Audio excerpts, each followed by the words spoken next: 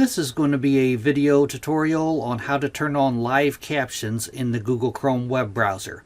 Google Chrome has its own feature that will transcribe audio within the browser. Let me jump over to Google Chrome here. Okay, I have the Google Chrome web browser opened up now. To enable live captions on Google Chrome, first thing you want to do is click on the three-dot hamburger menu in the upper right-hand corner. Then you'll go down to Settings and click on that. Now in the pane off to the left-hand side here, you want to click on Accessibility. And the first thing right here, Live Caption. Automatically creates captions for English, audio, and video. Audio and captions never leave your device. To enable live captions, you just toggle this on right here.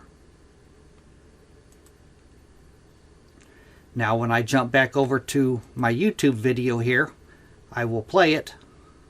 Tutorial on how to hyperlink an and you can see right down here,